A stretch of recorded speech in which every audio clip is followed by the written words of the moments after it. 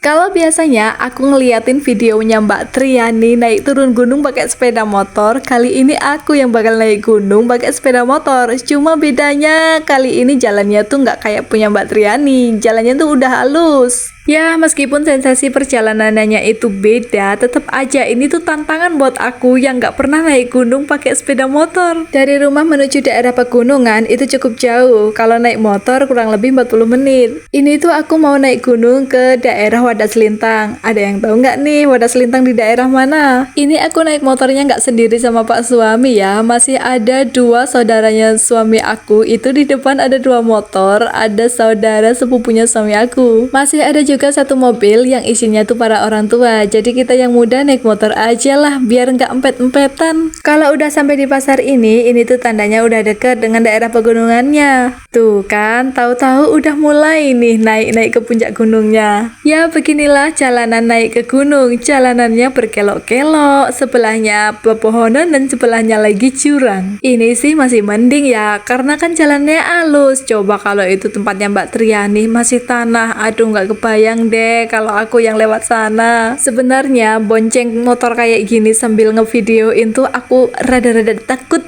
soalnya ngeri-ngeri sedep coy. Jalanannya berkelok-kelok dan nanjak, kalau nggak pegangan berasa kayak mau jatuh. Jadi ini aku suruh anak aku buat peluk suami aku yang erat-erat, sambil di belakangnya aku juga peluk dia dan peluk suami aku erat-erat. Kalau nggak berasa kayak mau jatuh coy. Mungkin buat kalian yang biasa ngetrip sepeda motor naik ke gunung tuh ini biasa ya, tapi kalau buat aku ini tuh ngeri. Dan ternyata anak aku juga ketakutan di sini, katanya berasa kayak mau jatuh dari motor. Untuk awal perjalanan sih lancar-lancar aja ya, karena kan jalannya mulus tuh meskipun berkelok-kelok. Setelah beberapa puluh menit perjalanan, barulah dramanya dimulai. Motor yang aku sama Pak suami tumpangi ini mogok guys. Sebenarnya tadi udah beberapa kali berhenti, tapi pas nemu bengkel katanya nggak bisa bantu. Jadi kita lanjutin perjalanan sambil beberapa kali berhenti dan akhirnya ketemu bengkel. Dan pas banget pas sampai di bengkel ini tuh motornya udah nggak bisa jalan. Bisa sih, tapi harus dipaksa dan susah banget. Sambil nunggu servis motornya selesai, aku ajak anak aku beli jajan karena kebetulan di sebelahnya ada warung. Bahkan ternyata setelah diservis masih aja ada drama guys. Ternyata ini tuh setiap kali nanjak motornya nggak kuat,